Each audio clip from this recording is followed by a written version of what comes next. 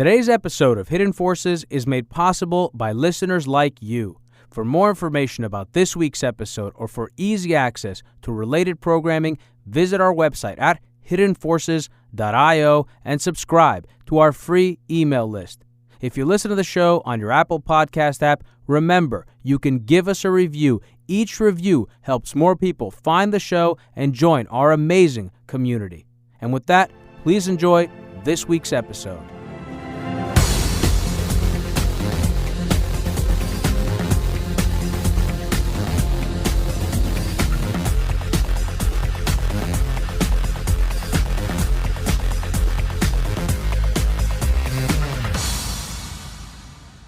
What's up, everybody?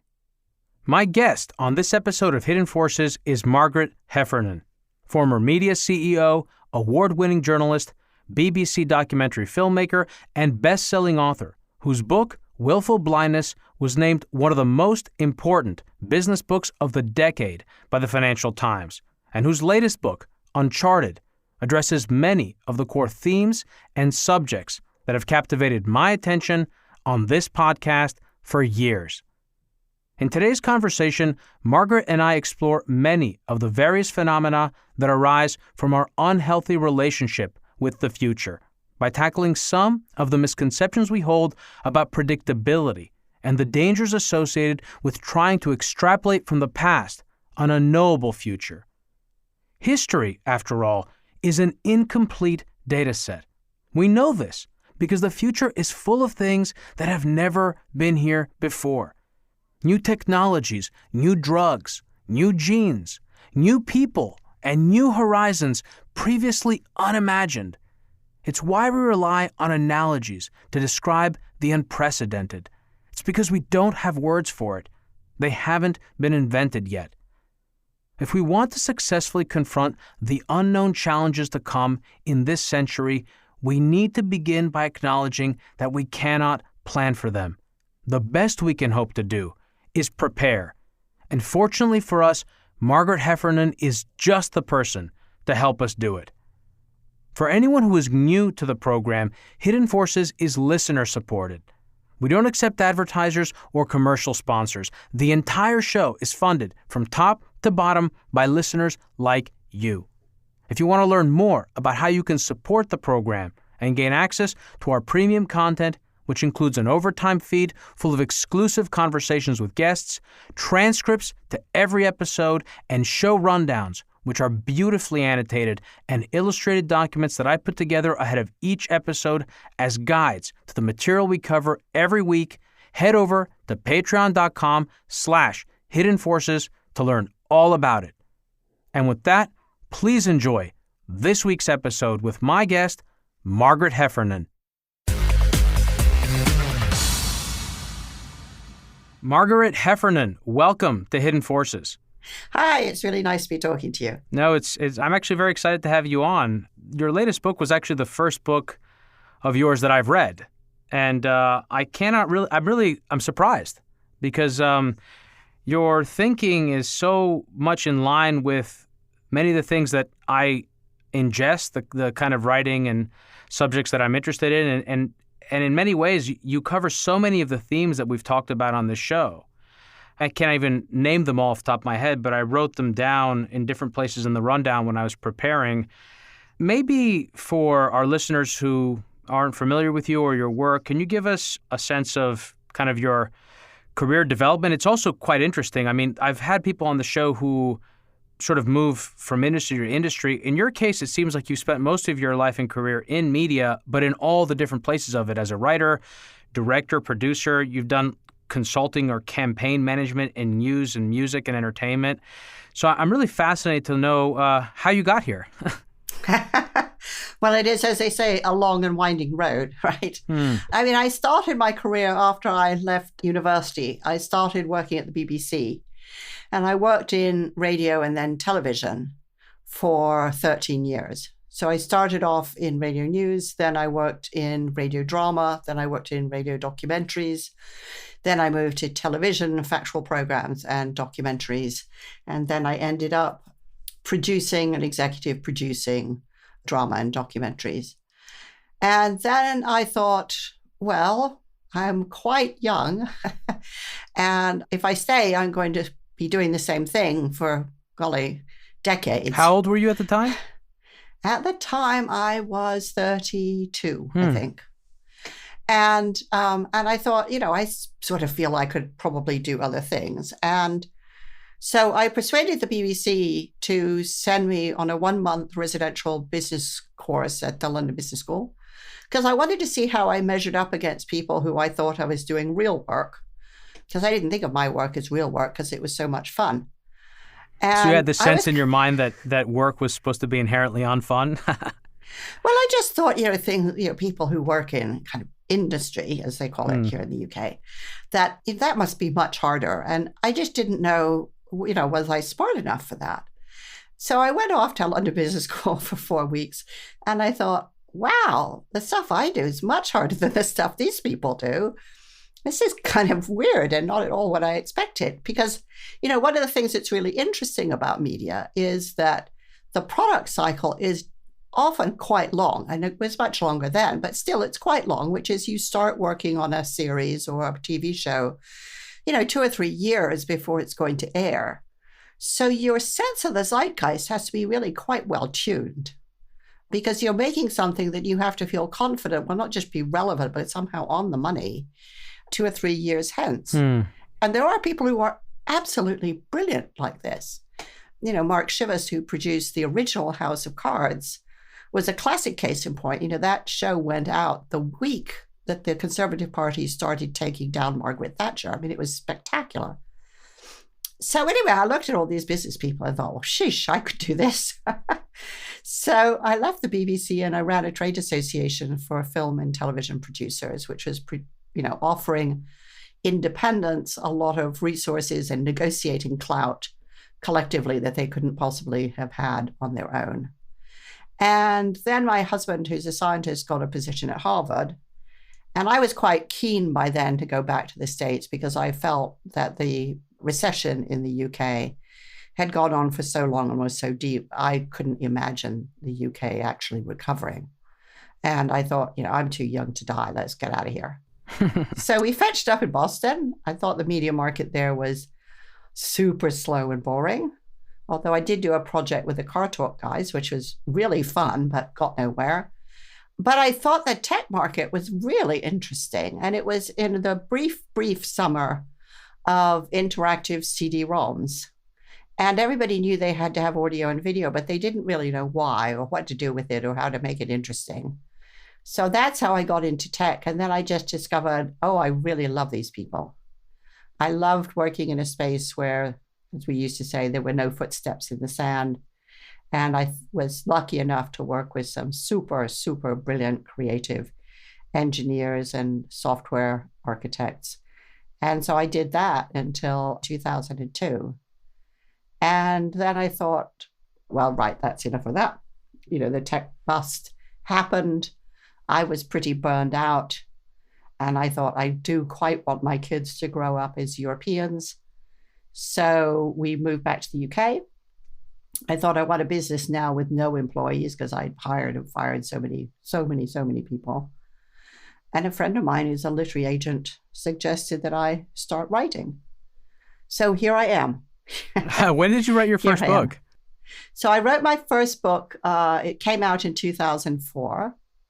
I wrote a very, I guess you'd say, inflammatory cover story for Fast Company, after which lots of publishers came looking for me.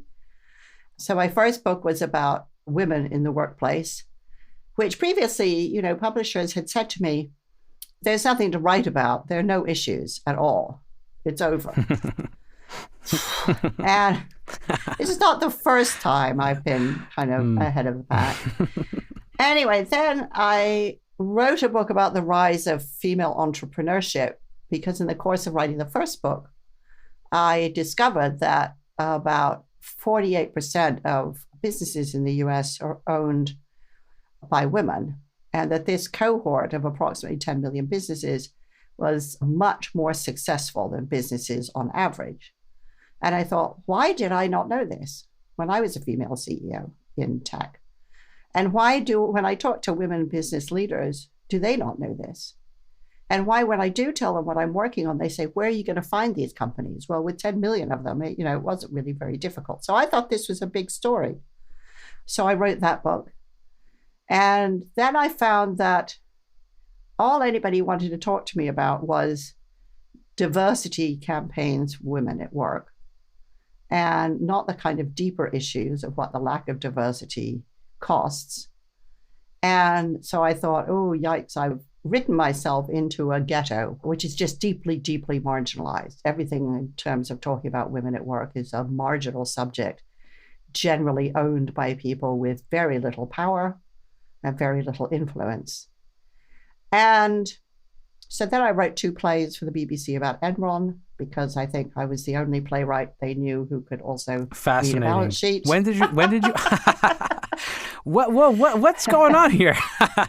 So I think I did see that somewhere in your bio, but I must have not registered because it came sort of left field. Where did that come from? You wrote a play about Enron. Did you base it off of Bethany McLean's book? Well, I have a real soft spot for what I think of as car crash business books. Mm-hmm. So I love Bethany McLean's book.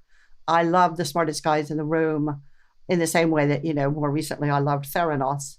But I'm always fascinated because, I'm interested in kind of how do these things happen? I'm not as interested in what, but how, what are the forces at work here? And the trial of Jeff Skilling and Ken Lay really captivated me. And when Lay died, I was particularly interested because I read all of his obituaries and I thought, well, this is actually a really interesting guy. And I don't think at any point did he ever think he had ever done anything wrong. And so I thought, well, that's kind of interesting, but I'm sure when things go wrong, people maintain this really great, intact sense of themselves as moral individuals. And I remember there's also a coverage of a story about the CEO of WorldCom after he'd been found guilty of fraud, weeping in his church saying, I'm not a bad person. And this captivated me. So in the course of researching the 2 plays, I read the transcript of the trial of Skilling and Lay. And I came across, which you hope you will come across when you plow through hours and hours and hours and hours of dreary legal transcripts. I found a gem, which was at the end of the trial, the judge, Simeon Lake, instructed the jury about the legal concept of willful blindness, which says that if there are things you could know and should know, and you manage not to know, the law deems that you've been willfully blind because you had an opportunity for knowledge that you shirked. And reading that, a chill went down my spine because I thought, I am sure in the companies I've run that there have been things I should have known and could have known. So this is a super high standard. That therefore you are ethically responsible. Yeah. That being blind to it willfully is not an excuse. Correct. And this operated like a magnet among iron filings because I thought of the Catholic Church in Ireland. I thought of all the good Germans in the Third Reich. I thought about the fact that the bulk of child abuse is in families. And I thought, this is something. This is really something. And so my next book was a book called Willful Blindness. And it looked at all of those things as well as at, Enron and the banking collapse and all those kind of horrors. And the Financial Times shortlisted it for one of the best business books of the year. They subsequently called it one of the most important books of the decade. And so... And what year? This was 2006? So that book came out 2011. So it was very propelled by the banking crisis, which people said, oh, we couldn't possibly have seen it coming. And I could find documentary evidence of people in 2005 saying this is exactly what's going to happen. So, I did adopt a high standard in the sense that every case I studied, I had to have documentary evidence before disaster struck that people had warned about it, which was evidence that it was possible to see it. There are cases where you couldn't possibly, but every case I looked at, and there was no shortage of cases, there was tons of evidence that the problem was visible and it was knowable, and therefore it was indeed a case of willful blindness. How does one differentiate between, I don't want to get us too sidetracked because I do want to talk about Uncharted, which is why you're here, but how does someone differentiate between an act of willful blindness and simply the result of feeling overwhelmed by the scope of the problem, that you yourself are just one person, one cog in a machine, and you just can't do anything. And if you do try and do something, you're just going to get squashed and the problem is going to persist? Well, so there are a couple of things. I think certainly I would say that bystander behavior is a driver of willful blindness, which is if I feel I'm overwhelmed and I can't do anything, then I'm predisposed to start ignoring the problem. But of course, that just means the problem has more opportunity to grow and to get worse. So you have a responsibility because you've seen it, but you've chosen to look away. And there is, one of the kind of features of bystander behavior is that the more people who see something going wrong, the more likely it is that nobody will speak up. So, so this raises really interesting questions around organizational culture and leadership about how do you create an environment in which people feel it is safe to speak up. And I would argue, as somebody who's run companies, that I would always want to run a company in which it was safe to speak up, because I can promise you, there's no way running a company you know absolutely everything that's going on. I mean, I discovered after I'd fired him for different reasons that we had a case of sexual harassment in one of my companies. Now, anybody who knows me would know that I wouldn't have tolerated that. Anybody who knows me would have known that I would not ever fire the messenger who brought me that piece of information. And yet nobody did. And afterwards, when I asked them, they said, well, you just had so much on your plate and, well, it wasn't that bad. And that was kind of it. And so in some ways, the book is a kind of clarion call to speak up, because of course, if you do, something can happen. Whereas if you don't, it's guaranteed that nothing will happen. And I spend a significant part of my life these days teaching a curriculum called Giving Voice to Values to help educate people on how to speak up safely in a way that maximizes the chance of something positive coming out of it. Because in general, what I found was that most people feel their only two options are silence or standing on the tabletop and screaming. Also, I interviewed lots and lots of what I called Cassandras, other people call whistleblowers. And one of the things that I found about them was that, contrary to mythology, these aren't weird, cranky people. And they're certainly not the disgruntled employees that their bosses or employers like to make them out to be. They are typically the most dedicated employees you can find. And the reason they raise the alarm is because they really love their company and they're distraught at the notion that it doesn't have the integrity that they imagine. And they're desperate to fix it. I also, because I mentor a handful of senior or chief executives at any one time, I could say this is a problem that goes right to the top, which is even really senior people are afraid to speak out. And I can promise you that very often when they do, things do get fixed. But those stories, of course, nobody wants to say things went wrong, right? And also they're not as exciting and dramatic as the whistleblower is tortured, by his employer stories, because they have a happy ending and usually things are resolved in quite an undramatic way. Yeah, there are a few things. One that come to mind. One is that we often conflate alarms with negativity. There's a sort of derogatory association with the word Cassandra or Chicken Little. But I'm also I think about the cultural differences also between organizations and even countries, because years ago I had the CEO of Olympus who had just left the company on my old TV show, and we discussed his experience being fired after having raised a series of alarm bells at the company around. This is Woodford, wasn't it? Yes. Yeah.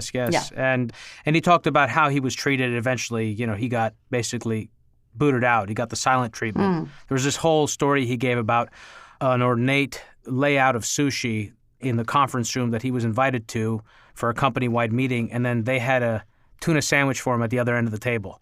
Very Japanese. So let's we might have a chance, though I doubt we'll have a chance to speak about Willful Blindness in the overtime, because I think there's so much to talk about with Uncharted. But if we do, we could certainly touch on it, and I'm sure the ideas will come back and forth. But When did you get the idea to write Uncharted, and tell our listeners what the book is about? Sure. Well, I mean, all of my books, I think, come about from noticing weird things that don't make sense to me and which won't leave me alone. And in this case, it was people kept asking me questions. And it wasn't only that I didn't know the answer to them. I didn't really understand why they were asking or why they were asking me. So in the run-up to the Brexit referendum, people would say, what do you think is going to happen, Margaret? And I thought, well, I don't know. I mean, how could I know? Why, why do you think I know? Like I have some magic power. Isn't that always a funny thing when that happens? That's kind of like a heuristic for knowing that something's going on when people start asking you about it. Yes. And the same thing happened with the Trump election. And I pondered on this and I thought, so I think what this is people imagining that the future sits behind a locked door. And some of us are lucky enough to have a key and we can take a peek. It's a bit like peeking to the end of, a detective story to find out the outcome. And I thought, but this is a fundamentally flawed idea because there is no door. There is nothing behind it. The future hasn't happened yet. So it is implicitly, fundamentally unknowable. So I felt, so this is a flawed belief about the future. And so then I thought, okay, so maybe it doesn't matter. Just because you think it's weird doesn't mean it matters. And the more I started thinking about it, the more I thought, no, it does actually matter a lot. Because if you think that people know, some special people know, then you're really susceptible to whatever it is they want to tell you. And some of them might be telling you their honest best guess, but actually lots and lots of people these days seem to be selling you an image of the future which they're trying to control. And I think in this case, what particularly captivated my attention was a whole series of ludicrous predictions coming out of Silicon Valley. There's the eternal prediction about this is the summer of VR, right? This endlessly elusive moment. And there were endless predictions about driverless cars. And then there was one that just really bored into my brain, which was one that said 47% of jobs will be lost to automation by 2035. And I thought, hang on a second. 47% exactly? Seriously? By 2035? Was that the New York Times article? No, it was a piece of work done from the Oxford Martin School here in the UK. But these numbers, the grittiness of these numbers went all over the world. There was a big to-do at Davos about them. The people who wrote the academic paper, started consulting on it. And I got the original paper. And in the very first paragraph, it says, we are testing a brand new model for how to assess this. And brand new model means we have no idea if the model works. So, everything about this it didn't have authority. It was flying a kite. And yet everybody instantly took it as fact. And this had impact in terms of engineers I worked with who said, well, I guess we're going to automate everything because that's the way of the future. So it disabled people's critical thinking. It seemed to be so confident. And, critical thinking is a big theme in everything I've ever written. And so I just started digging. And that's essentially where the book started. There was one other thing. You'll gather by now I'm a collector of nerdy data points, which is I read Philip Tetlock's work And somewhere in there, there's a reference to the fact that actually really good forecasting can only be thought of as reliable about 400 days out. And that's with people who have incredible rigor and integrity. So-called super forecasters. Correct. And for the rest of us, it's about 150 days. And I thought, of all the companies I know doing 5-year plans, and there are some companies that are required by law to do 30-year plans. And I thought, well, this is ridiculous. This is absolutely ridiculous. And so I thought, okay, so if we buy this idea that the future 400 days out is unknowable, then almost everything we do in business and government and our own personal lives is really unplannable at length. So what do we do? What do we do? The whole model, from business schools of forecast, plan, execute, it just falls away. So I thought that was a really good question. And all my books start really with questions. So I was kind of hooked. Where do you think this comes from? Do you think this is, for lack of a better word, biological? That by our very nature, we can't see a probabilistic landscape of future outcomes. We can only understand specific anecdotes or projections about a very particular type of future. And we also are fundamentally uncomfortable with the uncertainty that is just the nature of life. Yeah. I certainly think we're very uncomfortable with uncertainty. We definitely would like to know what's going on. And part of that is as simple as the fact that when something's uncertain, our brain keeps working on it, and that becomes quite tiring. It's also the case, and when you talk to mathematicians, they will say even they find probabilities counterintuitive. So although probabilities are useful for mathematical modeling, they're not terribly good for us. I mean, I remember having a conversation with a woman in Toronto where I said what I was working on. She said, oh, forecasting's just useless. I mean, today they said it wasn't going to rain, and it rained. And I said, well, actually, they didn't say it wasn't going to rain. They said there was a 90% probability it wasn't going to rain. But so you got the 10%, right? It wasn't an inaccurate forecast. So probabilities are useful for modeling, but I think they're not very helpful for decision making. And I know I've talked to senior leaders in the intelligence institutions, both in the US and the UK. And what they tell me is all of their briefing notes contain probabilities. And no politicians want to pay attention to them. They want certainty. And, God bless them, the people in the intelligence services won't comply with that wish, which is correct. But there is this deep lust for certainty and for guarantees.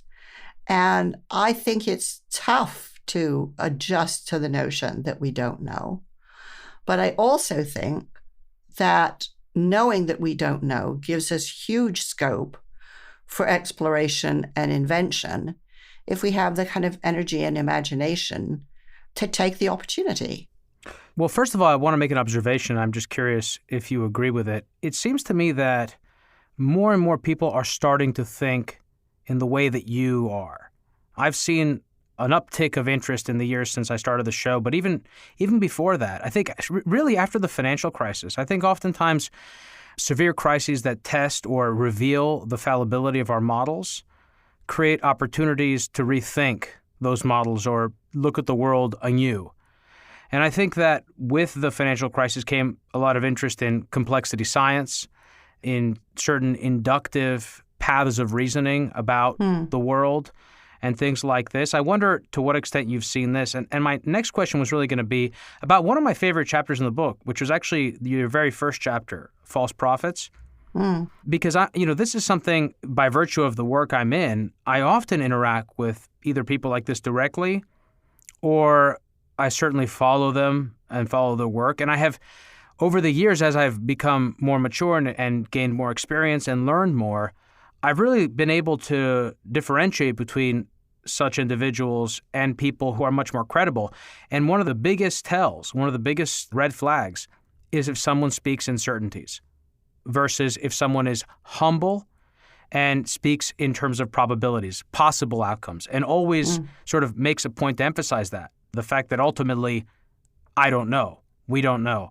But this is why this seems to be perhaps more likely than this, you know? But those are my kind of two initial questions. Take them as you will. Yeah, so I would agree with you that I think there's more interest in this, and that certainly the financial crisis severely challenged people's belief in forecasting. And it is the sort of the first big institutional step that we took towards thinking about running organizations for robustness or resilience rather than pure efficiency. So, you know, the new capital requirements for banks really essentially accepted that you need a bigger cushion because you can't quite be sure what's going to happen.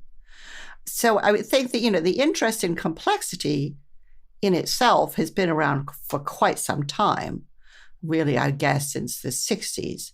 But I think people used to imagine, well, this is just for astrophysicists, right? And I think what happened is it started to become much more obviously applicable to our institutions. But I think another thing really fundamental happened, which is that over, I would say, the last 30 years, you know, our world has moved generally from a place that was very complicated to a place that is generally complex. And they are absolutely not the same. So complicated environments are linear. You can see all the factors at work. You have quite a lot of control over it. And these are places or systems which are very, very well managed with efficiency.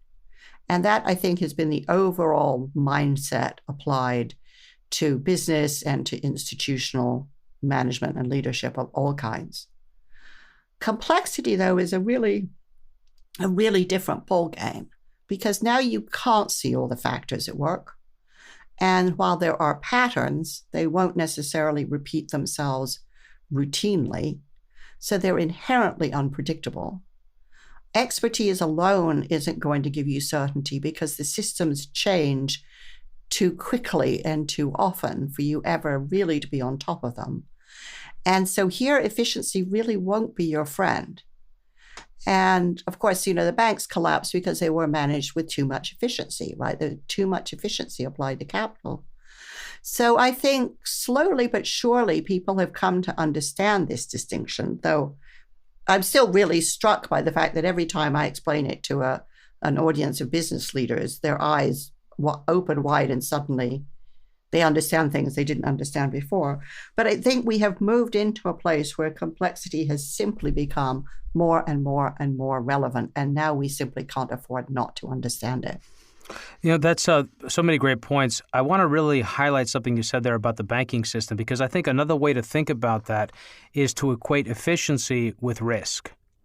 And in the banking system, the types of efficiencies that were monetized by the banks led to inevitably or were correlated with higher levels of risk-taking. And you could draw the same parallel with the hospital system. Hospitals become much more efficient, but as a result, they've taken on higher levels of risk for certain types of events where unforeseen situations like COVID-19 create a higher demand than expected for beds, for respirators, and all of a sudden you have a crisis because you didn't have any redundancy in the system. And this is something that you talk about in Uncharted as well, and it resonates with me deeply. And I'm going to start actually now mentioning episodes that we've done on the show, which all came to mind when I was reading your book. And the one that came to mind among a number dealing with redundancy was episode, I think, 63 with Bill Janeway, where we talked about the innovation economy. And actually, this came up a number of times in your book because his book, Doing Capitalism in the Innovation Economy, and our conversation dealt in part with this false notion that markets allocating capital efficiently is the best way to allocate capital at all stages of the innovation cycle.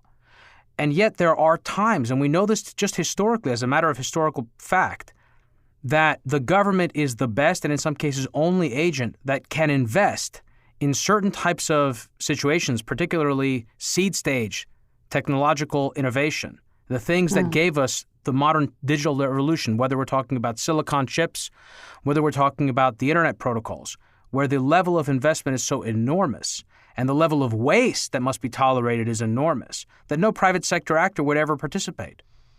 Well, I think that's exactly right. And of course, you're probably familiar with Mariana Mazzucato's work on this and Sure. the degree to which, government investment, wasteful investment, is really what lies behind most of the gigantic innovations that Silicon Valley thinks it produced all by itself.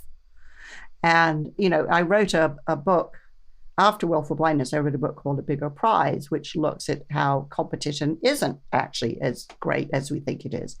And there's a big section in there looking at science and the degree to which, you routinely find people saying, we need to just invest in winners in science.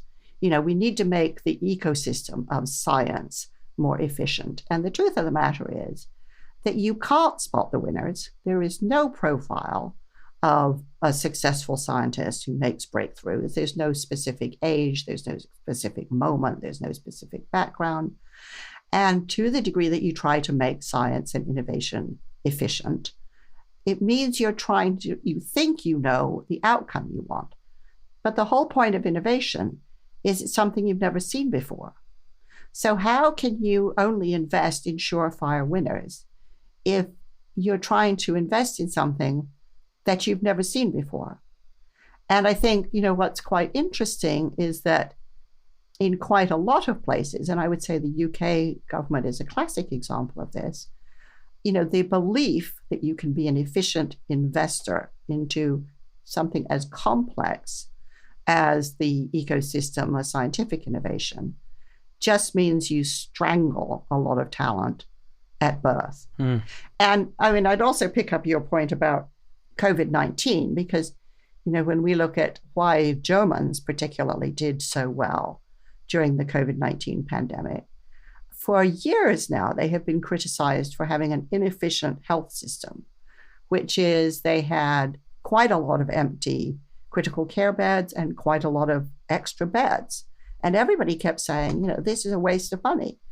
But the reason that there was such a low fatality rate in Germany is the minute anybody got seriously sick with COVID-19, they went into hospital and got treated before they were at death's door. So they were much more likely to survive. So they had built a robust system, whereas those of us in the US and the UK are the victims of an efficient system.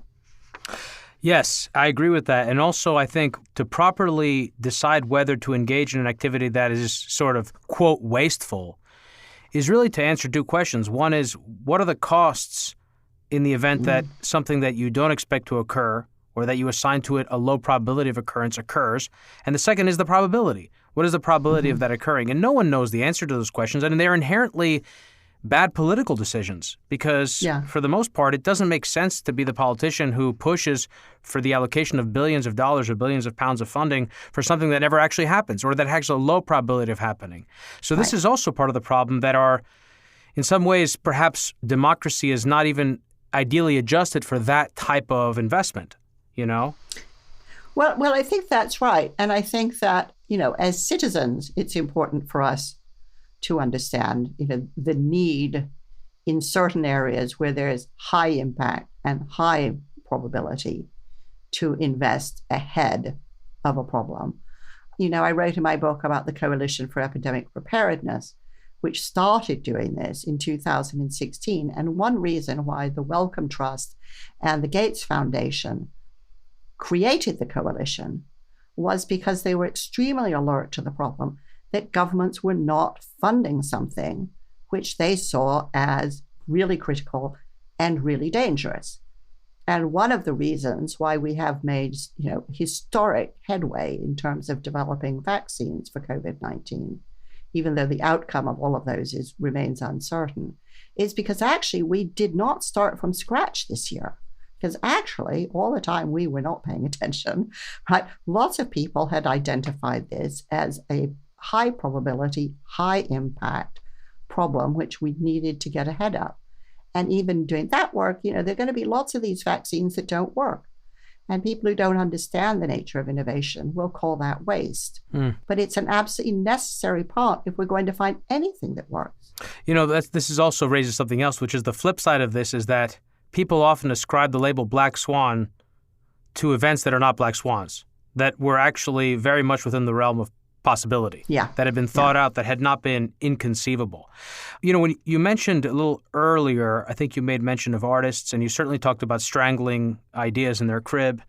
And I'm reminded of an episode we did with Safi Bacall on his book Loon Shots. And I really loved learning about this period where Vannevar Bush was leading a big part of the creative part of this initiative to help nurture ideas, crazy ideas, most of which would be totally wasted and would lead to nothing, but some of which could be put into the pipeline and could help turn the war against the Nazis. And that's how we got microwave radar, something I learned when doing that episode. And the microwave radar, of course, was what allowed the bombers over the Atlantic to sink German subs and allowed supply lines to resupply Europe. And that's just one example of that. But, time and again, and this comes up, I think, most clearly in your section talking about the cathedrals and the cathedral makers, Yeah. And I'm so glad you pulled that out, because it's hard to have favorite chapters, but the chapter on Cathedral Projects is definitely one of my favorite, partly because I live quite near to one of the great Gothic cathedrals of Europe. But, the phrase Cathedral Projects is Stephen Hawking's. And it was about these grand endeavors that last longer than a human lifetime, and which the people who start them know will outlive them. And where there's huge uncertainty in terms of what they'll be and what will emerge. And the great Gothic cathedrals had no plans. They had no architects. They were basically kind of started by stonemasons who figured it out along the way. And of course, along the way, created all sorts of tremendous architectural inventions and discovered all kinds of engineering laws, which there was no other way for them to discover. And I say, that I think that CERN is a great cathedral project. And what's so interesting there is that, the Director General, Chris Llewellyn-Smith, who raised all the money for the Large Hadron Collider, was constantly being asked by governments, but what are we going to get out of this? And he always refused to say, because although CERN has generated enormous innovation in terms of all sorts of digital technologies, in terms of all sorts of solar technologies, in terms of microfibers and PET scanners and so on and so forth. His argument always was, if I can tell you what we're going to get out of it, there's no point doing the experiment. All I can say is that, historically we always have, and everybody gains from it because everything we do is released free to the world.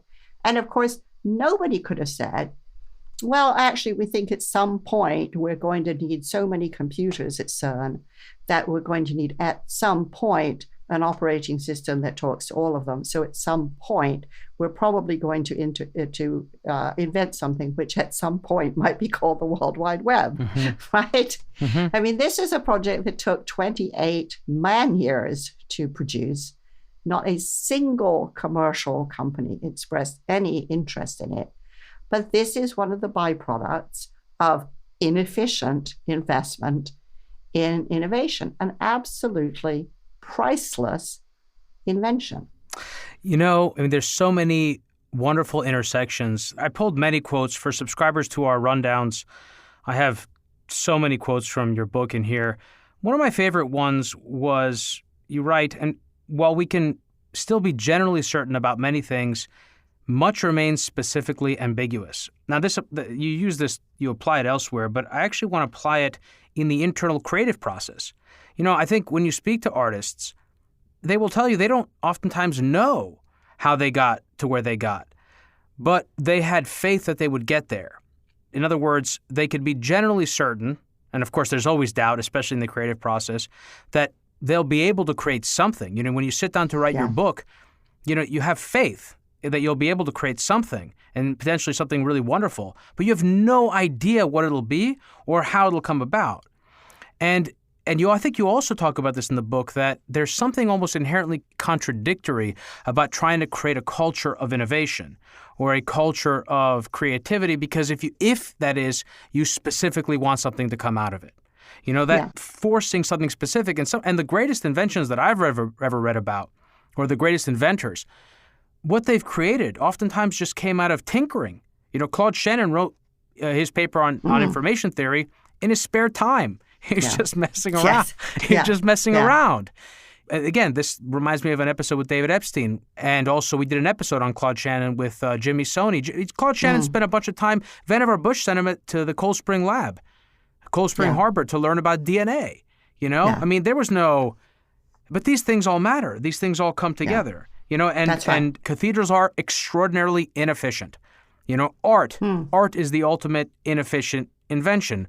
But again, the greatest inventions come from unfettered creative work, which leads to tons of waste, but to that one incredibly beautiful gem that can save even all of humanity. Yeah. And it's really fascinating, I think, with artists, because absolutely they start in uncertainty. They have faith or hope, or sometimes, and not even that, they just can't not do it. I think most of the artists that I've had the privilege to work with, and I've worked with lots of, visual artists, musicians, actors, poets, playwrights, they had a sense of moving towards something that they definitely couldn't tell you when they started what it would be. And they have quite a lot of doubt along the way.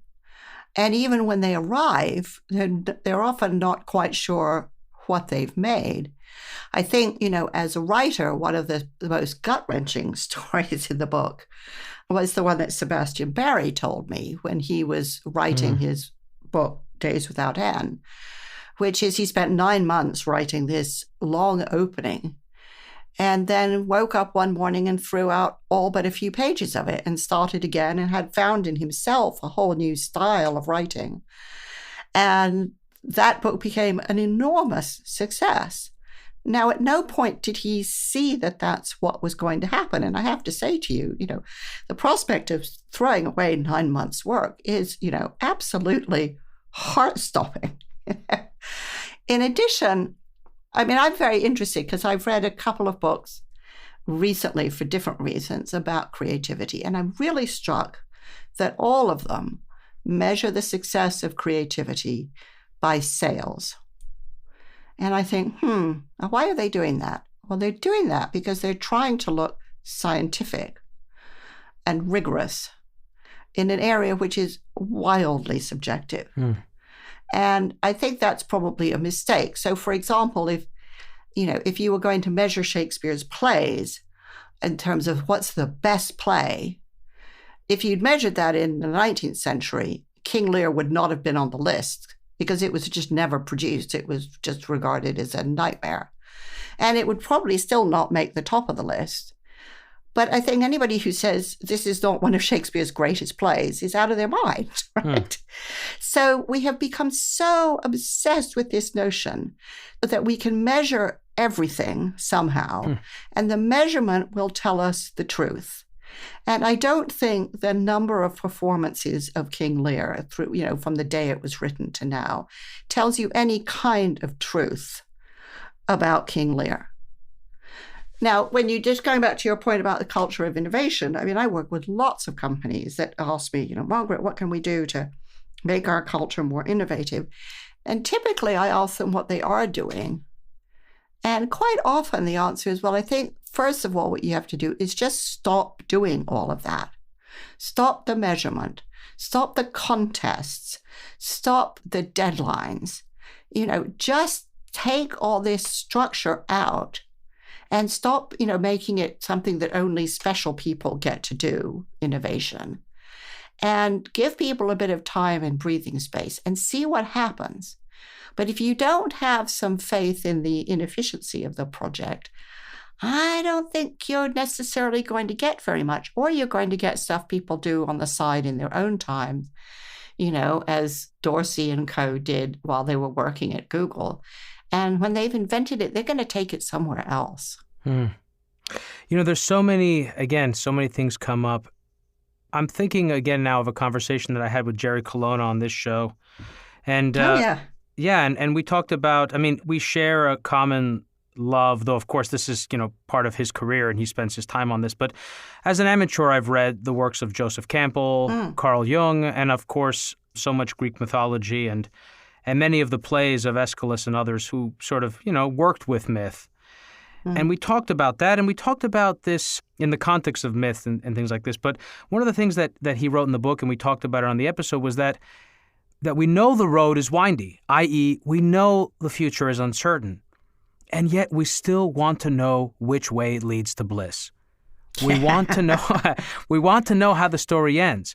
We want to know that we'll write the book and it'll be a bestseller and that everyone will love us. And yet we know that in order to write that incredible book, we have to be okay with uncertainty. We have to be okay not just with uncertainty, but with wasting 9 months of work. And I've never had to waste 9 months of work, but my best writing has always come when I've been willing to throw out everything I wrote and just say, you know what, that was just what I needed to do in order to write the next thing. And hopefully the next thing is the thing and I won't have to throw it out. But, I want to say one more thing, and then maybe what you could just do is just give me your thoughts about it, and rather than ask a pointed question. That is one. And then again, I mentioned another person who I really enjoyed having on the show, and whose book was one of my favorite books that I had read in the entire time that I had her on this program, which was Shoshana Zuboff, who you mentioned in your book.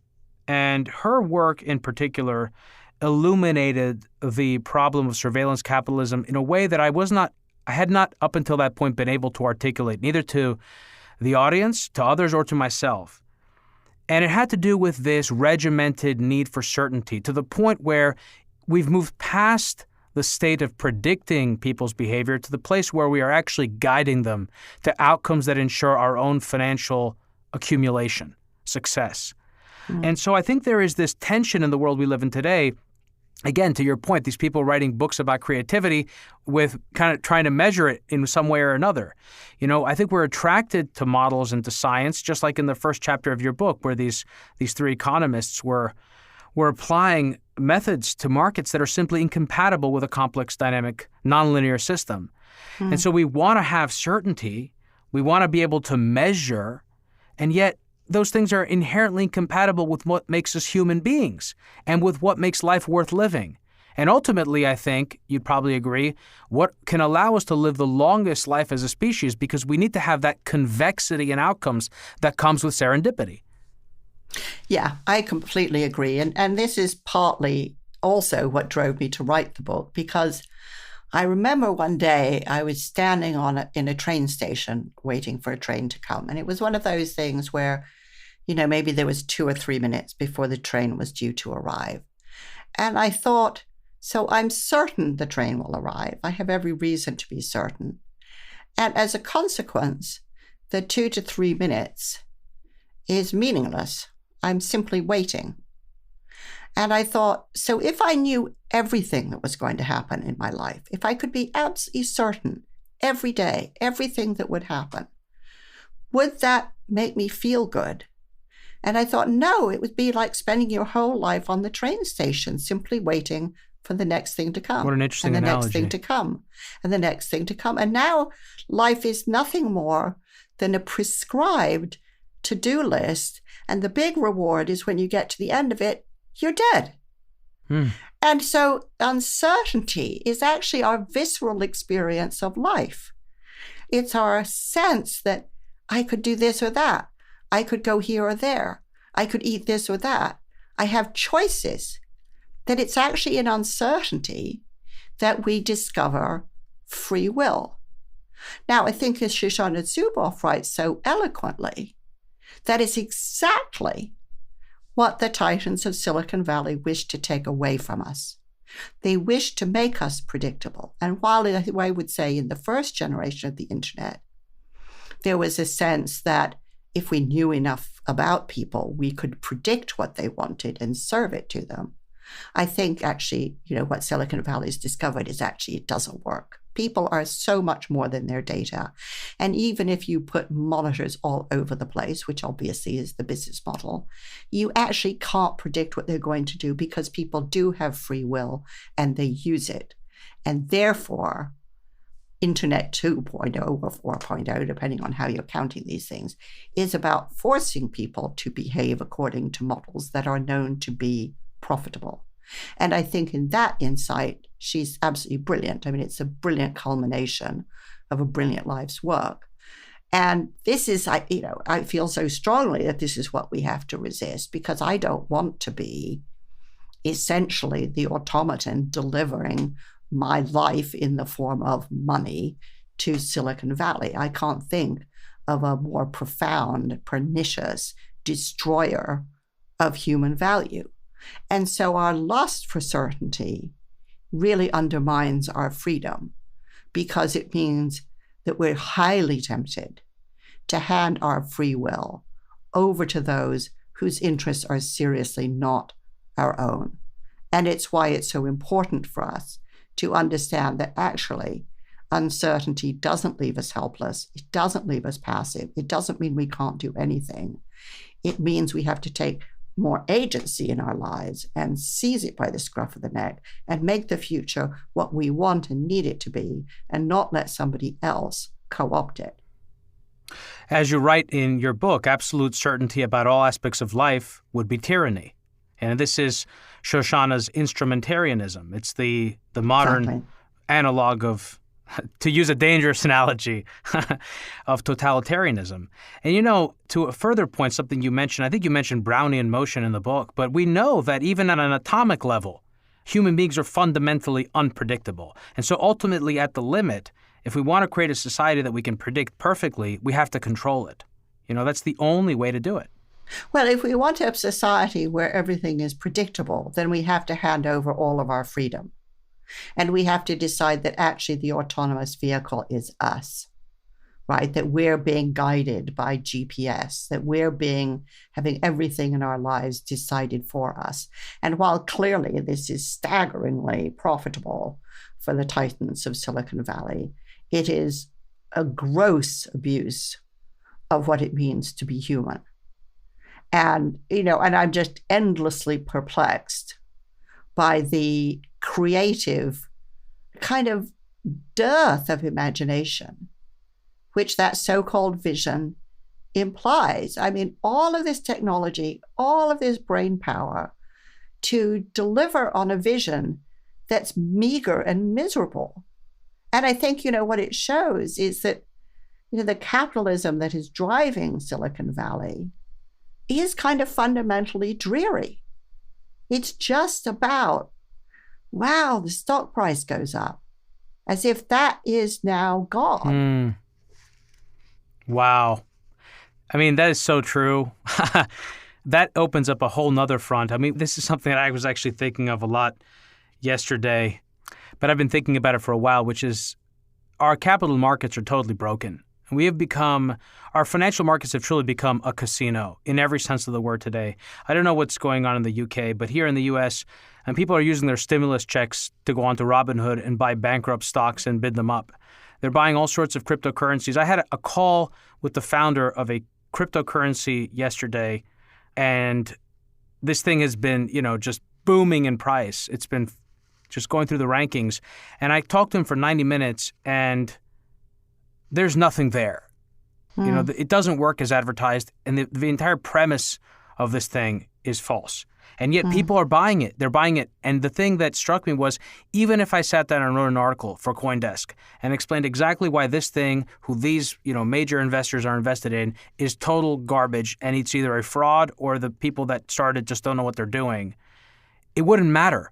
Actually, I don't think it would actually matter, because no one's actually, if you look at the Telegram channels and the Discord channels and the 4chan channels and the subreddits where people are discussing this, where all the energy and the momentum around the purchases are coming from, people actually don't care what it does. They just care that it's going up. And this is, again, like in the late 90s, we had these bubbles in technology stocks, but there was an underlying narrative. There was just this sort of, futuristic, optimistic narrative around it. Today, there's a kind of nihilism in the marketplace. And I just think it's incredibly dangerous. So, Ms. Heffernan, I want to move us into the overtime. I want to continue this conversation. I'd love to hear your thoughts about it, and also about nihilism, because I think this comes up in this movement of transhumanism, which you talk about in the book, and something we've talked about a few times on this show. It's something I'm fascinated by. I don't understand why more people don't see this as just another version of the elusive quest for the fountain of youth and death denying. And Ernest Becker talks about this, and others have talked about this. And we have a very juvenile, immature, disconnected relationship to death, and I think also to youth in our society. I'd love to talk to you about this. There's something else also that you write in the book. You call it automation paradox, and we've talked about this, or sort of a parallel part of it on this show, as learned helplessness. And we see this phenomenon everywhere. We see it in our markets with the rise of passive investing, and people simply every month just putting money in, and these allocators just allocating non-discretionarily, not based on value, not based on some outside conception, but simply mechanically. And we see this everywhere. We see this with GPS, and it's concerning in an increasingly complex world. It's very concerning that the operators are taking their hands off the wheel. And I'm thinking now out loud, but I forget who. I think it was the defense secretary of the Clinton administration. I'm blanking on his name, in the 90s.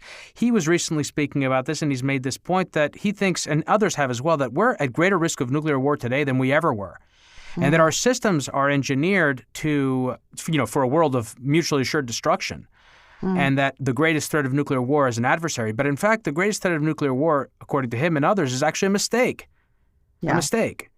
So these are just some of the things that I want to talk to you about today, and also perhaps get into some of the practical ways in which we can not plan for the future, but perhaps prepare.